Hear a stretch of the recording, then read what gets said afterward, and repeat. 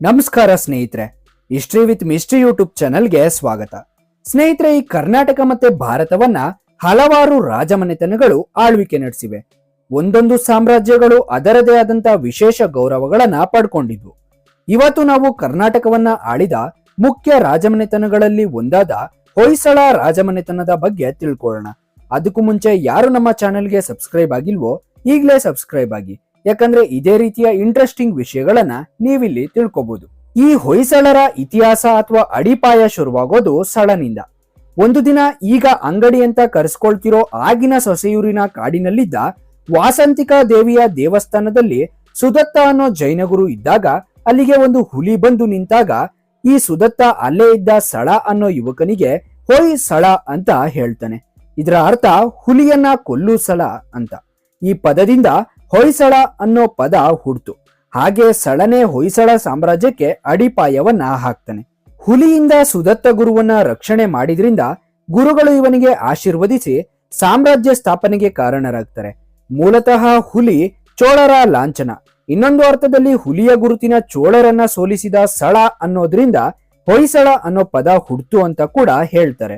ಈ ಹೊಯ್ಸಳರು ಮೂಲತಃ ಕರ್ನಾಟಕದ ಪಶ್ಚಿಮ ಘಟ್ಟಗಳ ಎತ್ತರದ ಪ್ರದೇಶವಾದ ಮಲೆನಾಡಿನವರು. 12ನೇ ಶತಮಾನದಲ್ಲಿ ಪಶ್ಚಿಮ ಚಾಲುಕ್ಯ ಸಾಮ್ರಾಜ್ಯ ಮತ್ತು ಕಲ್ಯಾಣ ಕಾಲಚೂರಿಗಳ ನಡುವೆ ಆಂತರಿಕ ಯುದ್ಧ ಆಗಿ ಇದರ ಲಾಭವನ್ನ ಹೊಯ್ಸಳರು ಪಡ್ಕೊಂಡ್ರು. ಅಂದಿನ ಕರ್ನಾಟಕದ ಪ್ರದೇಶಗಳನ್ನ ಮತ್ತು ಇಂದಿನ ತಮಿಳುನಾಡಿನ ಕಾವೇರಿ ನದಿಯ ಉತ್ತರಕ್ಕಿದ್ದ ಫಲವತ್ತಾದ ಪ್ರದೇಶಗಳನ್ನ ವಶಪಡಿಸಿಕೊಂಡ್ರು. ಇನ್ನ ಇವರ ವಂಶವೃಕ್ಷನ ನೋಡೋದಾದ್ರೆ ಇವರ ಆಳ್ವಿಕೆ 1026ರಿಂದ ಶುರುವಾಗಿ 1343ಕ್ಕೆ ಕೊನೆಗೊಳ್ಳುತ್ತೆ. ಒಟ್ಟು 12 ಜನ ರಾಜರು ಆಳ್ವಿಕೆ ನಡೆಸಿದಂತ ಈ ಸಾಮ್ರಾಜ್ಯ ಕರ್ನಾಟಕ, ತಮಿಳುನಾಡು, ಕೇರಳ, ಆಂಧ್ರಗಳನ್ನ ಕೂಡ ಆಳ್ವಿಕೆಯಲ್ಲಿ ವಶಪಡಿಸಿಕೊಂಡ್ರು. ಮೊದಲನೆಯದಾಗಿ 2ನೇ ನೃಪಕಾಮ ಅಂದ್ರೆ ಸಳ 1026ರಿಂದ 1047ರವರೆಗೆ ಆಳ್ವಿಕೆ ನಡೆಸ್ತಾನೆ. ನಂತರ 1047ರಿಂದ 1098ರವರೆಗೆ ವಿನಯಾದಿತ್ಯ ಆಳಿದ್ರೆ 1098ರಿಂದ 1102ರವರೆಗೆ ಎರೆಯಂಗ ಆಡಳಿತ ನಡೆಸ್ತಾನೆ.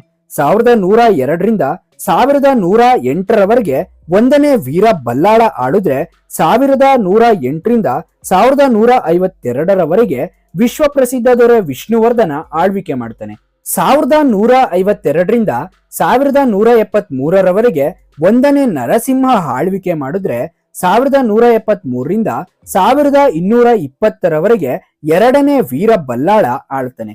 1220ರಿಂದ 1234ರವರೆಗೆ 2ನೇ ವೀರ ನರಸಿಂಹ ಆಳಿದ್ರೆ 1234ರಿಂದ 1263ರವರೆಗೆ ವೀರ ಸೋಮೇಶ್ವರ ಆಳ್ವಿಕೆ ನಡೆಸ್ತಾನೆ. 1263ರಿಂದ 1292ರವರೆಗೆ 3ನೇ ನರಸಿಂಹ ಅಧಿಕಾರ ನಡೆಸಿದ್ರೆ 1292ರಿಂದ 1343ರವರೆಗೆ 3ನೇ ವೀರ ಬಲ್ಲಾಳ ಆಳ್ತಾನೆ.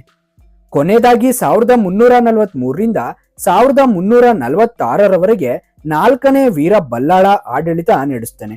3ನೇ ಬಲ್ಲಾಳ 20 ವರ್ಷಗಳ ಕಾಲ ಮುಸ್ಲಿಂ ಆಕ್ರಮಣವನ್ನ ವಿರೋಧಿಸ್ತಾನೆ. ಆದ್ರೆ ಕೊನೆಯದಾಗಿ 1343ರಲ್ಲಿ ಮಧುರೈ ಕದನದಲ್ಲಿ ದೆಹಲಿ ಸುಲ್ತಾನರ ಸೈನ್ಯದಿಂದ ಸಾಯ್ತಾನೆ. 4ನೇ ವೀರ ಬಲ್ಲಾಳ ಬಂದ್ರೂ ಕೂಡ ಅವನು ಮುಸ್ಲಿಂ ರಾಜರ ಹಿಡಿತದಿಂದ ರಾಜ್ಯಭಾರ ಮಾಡ್ತಿರ್ತಾನೆ. ಹೀಗೆ ಹೊಯ್ಸಳ ಸಾಮ್ರಾಜ್ಯ 3ನೇ ವೀರ ಬಲ್ಲಾಳನ ಮರಣದಿಂದ ಕೊನೆಗೊಳ್ಳುತ್ತೆ.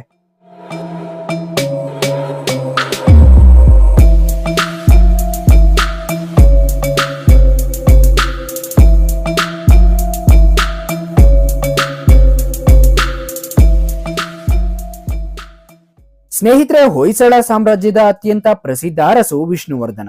ಈ ರಾಜನ ಆಳ್ವಿಕೆಯ ಕಾಲದಲ್ಲಿ ಹೊಯ್ಸಳ ಸಾಮ್ರಾಜ್ಯ ಕರ್ನಾಟಕದ ಬಲಿಷ್ಠ ಸಾಮ್ರಾಜ್ಯವಾಗಿದ್ದಷ್ಟೇ ಅಲ್ಲದೆ ಪಕ್ಕದ ರಾಜ್ಯಗಳಲ್ಲೂ ವಿಸ್ತರಿಸಿತು.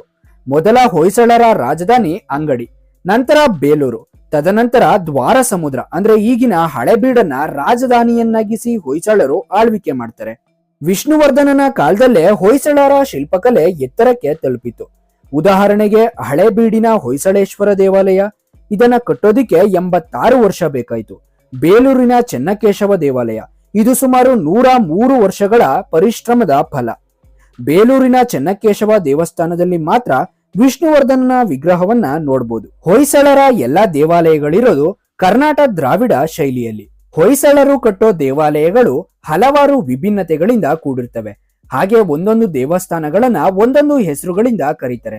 ಒಂದು ಬೇಸ್ಮೆಂಟ್ ಅಲ್ಲಿ ಒಂದು ಗರ್ಭಗುಡಿ ಇದ್ರೆ ಅದನ್ನ ಏಕಕೂಟ, ಎರಡಿದ್ರೆ ದ್ವಿಕೂಟ, ಮೂರಿದ್ರೆ ತ್ರಿಕೂಟ, ನಾಲ್ಕಿದ್ರೆ ಚತುರ್ಕೂಟ, ಐದಿದ್ರೆ ಪಂಚಕೂಟ, ಕೊನೆಯದಾಗಿ 6 ಚತುಷ್ಕೂಟ ಅಂತ ಕರೀತಾರೆ.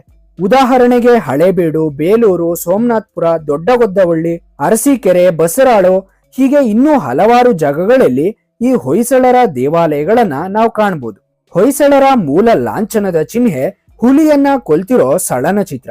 ಮೇಲಿಂದ ಮುಸ್ಲಿಂ ರಾಜರುಗಳ ದಾಳಿ, ಕೆಳ ಪ್ರದೇಶದಿಂದ ಚಾಲುಕ್ಯರು, ಹೀಗೆ ಹಲವಾರು ದಾಳಿಗಳನ್ನ ತಡೆದು ಬೆಳೆದ ಈ ಸಾಮ್ರಾಜ್ಯ ತನ್ನ ಕೊಡುಗೆ ಕೊಟ್ಟಿದ್ದು ವಿಶೇಷ ನೈಪುಣ್ಯತೆಯ ಶಿಲಾ ಕೆತ್ತನೆಗಳಿಗೆ. ಇದು ಸ್ನೇಹಿತರೆ ದಕ್ಷಿಣ ಭಾರತವನ್ನ ಆಳಿದ ಅದ್ಭುತ ಶಿಲ್ಪಕಲಾ ನೈಪುಣ್ಯತೆಯನ್ನ ಹೊಂದಿದ್ದ ಹೊಯ್ಸಳ ಸಾಮ್ರಾಜ್ಯದ ಇತಿಹಾಸ. ಇನ್ನೊಂದು ವಿಶೇಷ ಮಾಹಿತಿಯ ಜೊತೆಗೆ ಸಿಗ್ತೀನಿ.